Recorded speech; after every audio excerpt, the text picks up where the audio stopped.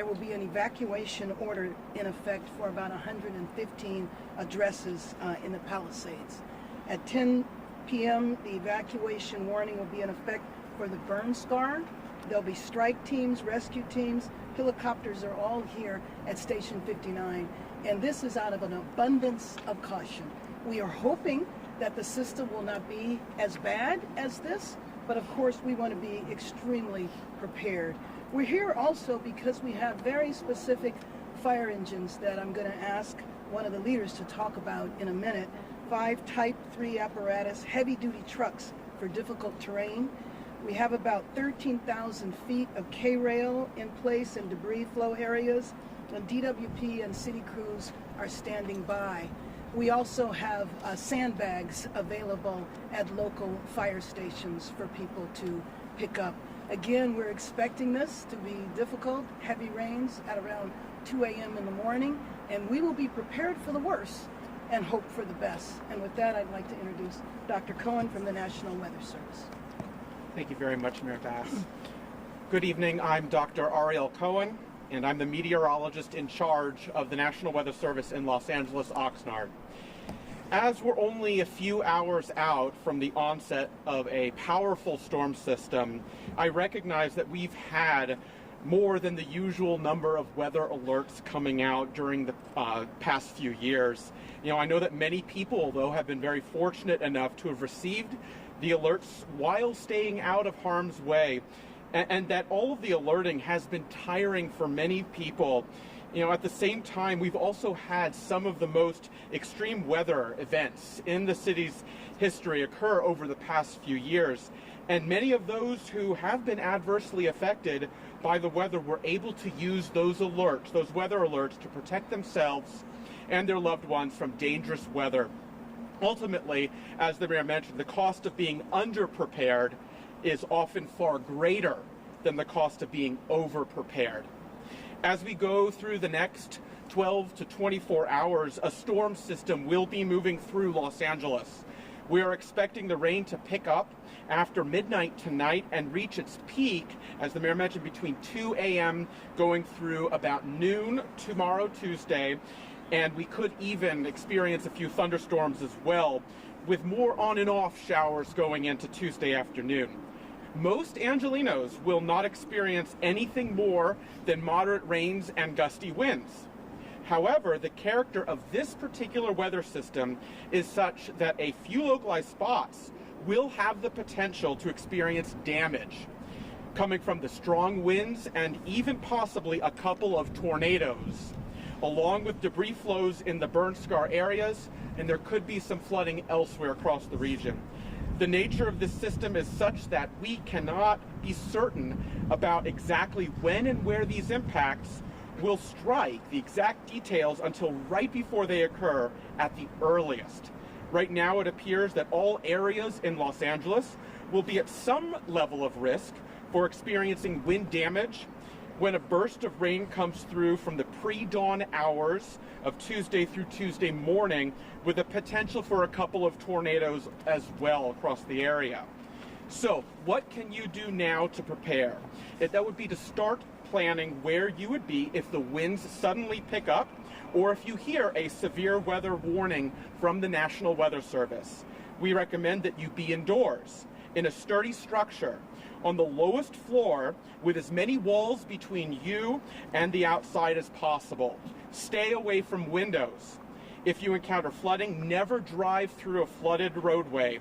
If you're in or near a burn scar area, be especially cautious of your vulnerabilities and be prepared to heed any directions from emergency management and law enforcement officials.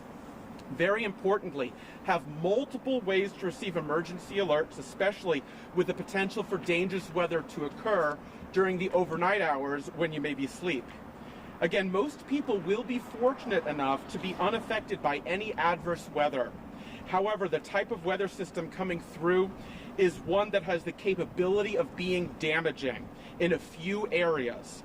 The alerts we issue are not intended to create fear, but rather to be a tool and resource to help you and your loved ones be safe.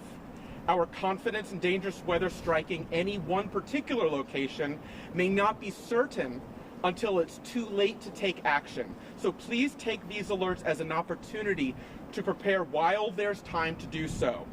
Hopefully we can get through this system with as little impact as possible, even if we're ready for much worse. We will continue working closely with our core partners, including emergency management officials, as well as the mayor's office, to ensure that everyone has the latest available information on this evolving situation. To all Angelenos, on behalf of the National Weather Service, stay safe and take care. Thank you. Good evening. I'm Interim Chief Ronnie Villanueva. I just wanted to speak a little bit on our preparation. For the past few days, your LA City family has been preparing. We know that this is going to be some heavy rains, and we have our apparatus, we have our resources, and a pre-deployment plan in strategic areas throughout the city. So with that in detail, because of all the resources that we have, I'm going to have Deputy Chief William Peralta, the commander of the West Bureau, explain to you in detail where those resources are going to be, followed by Battalion Chief Adam Kanabi, who's in charge of the strike team that you see behind us today, and tell you what the capabilities are of these Type 3 engines that we have here in front of you today. Chief Peralta. Thank you, Chief Villanueva. Good evening. My name is William Peralta, Deputy Chief of Operations, West Bureau. Thank you for allowing me to be here tonight to speak with you. Right now I'm going to talk about LAFD's robust pre-deployment that we have with the support of Cal OES. Talk about our resources, where they're strategically located for access, logistical needs. But really what's happening tonight is our resources are going to support the plan by patrolling all of your areas that are prone to burn scars, areas that are not prone to burn scars, to make sure that we're prepared in case something does happen. All of our fire stations have done pre-assessments of the area. They've identified needs, possible debris flow areas that have been impacted in the past, and we're ready to respond as our priority safety for all of the public and make sure that we're there to support. In terms of our pre-deployment, as you see, we have the 1880 Charlies. It's a strike team of Type 3 engines behind us, led by Sten, Chief Kanabi. We also have a USAR rig right there, Type 1 USAR rig, that is going to be stationed here at 59s. All of these fire engines behind us are going to be deployed and patrolling the area of the Palisades, but able to respond anywhere that they're needed, but they'll make sure they support everything on the Palisades side. We have a Type 1 dozer, along with basically a team of 5 members that are ready to deploy excavators, skid steers, dozers in case we have a mudslide in any of our areas, and they'll respond out of Fire Station 88. Sand and sandbags have been delivered, like the mayor talked about already, to all the fire stations, and they're there for the public should you need any sand or sandbags. We have swiftwater teams deployed at Fire Stations 44 and 88, which consists of 16 members. We have Type 2 helicopters, Helco, and pilots deployed to support any air resources, communication, and support of any of the incident needs that we have in mudslide areas or floodings. We have extra dispatchers at MFC that will support the operation for multiple calls and increase in call load that comes in these types of events. We have Type 2 hand crew, which consists of 27 members on staff tonight as well, Fire Station 89. They can go throughout the city and support any needs that we have for anything that goes out. We also have multiple brush patrols being staffed tomorrow. The duration of this incident is 36 hours. We have resources that are pre-deployed tonight, through the AM, and then through tomorrow. They'll be here to support any needs that we have throughout the city. Any questions?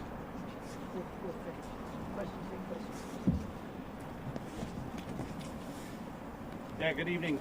Battalion Chief Adam Kanabi, the Los Angeles City Fire Department. Strike team leader here with Strike Team 1880 Charlie, and what that is a set of 5 Type 3 fire engines. Their capabilities are much different than your everyday fire engine that you see around the streets. They are 4-wheel drive capable, shorter wheelbase, and higher frames. What this does is, not knowing what incident we're going to be responding to, whether it be a medical aid on the other side of a mud and debris flow, we have to be able to get to you. So in doing so, we have these engines staffed, ready to go anywhere in the city to make better access to any of our 911 callers out there. They can get through minor mud and debris flows, whether it be a structural collapse or even, like I said, a medical aid. The other thing we have here today is our Type 1 USAR apparatus with 6 members. That apparatus has highly trained individuals, classes everything from trench rescue, confined space, and structural collapse.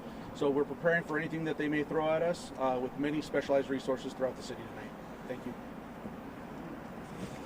Assistant Chief Tingarides. Yes, good evening, everyone. My name is Assistant Chief Imada Tingarides, and I am the Director of the Office of Operations. Right now, LAPD officers are currently going door to door in these identified evacuation areas in an effort to make contact and communication with all residents. The officers are providing them a location, coordinating with the Red Cross. In Westboro, that would be Stoner Park. We're hoping by 2200 hours this evening, all of our evacuations will be completed and our residents are able to evacuate safely.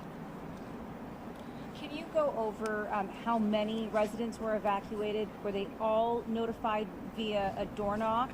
And are we expecting this to expand? And where exactly were these evacuations? Where did they take place? Yes, and of course this is tentative depending on what happens with our weather. But right now we've identified 114 locations in our Westboro community. That includes the Palisades and Mandeville Canyon and approximately 2 locations in Valley Bureau. And just about half of those in-person door knock notifications have been made. These are evacuation orders. Correct. Mandatory evacuation orders, not warnings. Can you describe the area around those evacuation orders? I'm guessing that it's burn scar, Right. possible landslide. Can you That's just right. go through that real quick?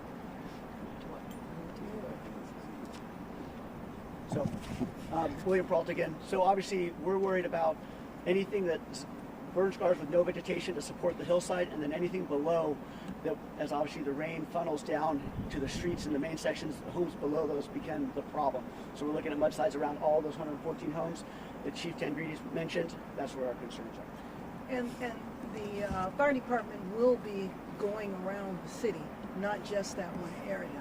But obviously the burn scar is the area that is most at risk.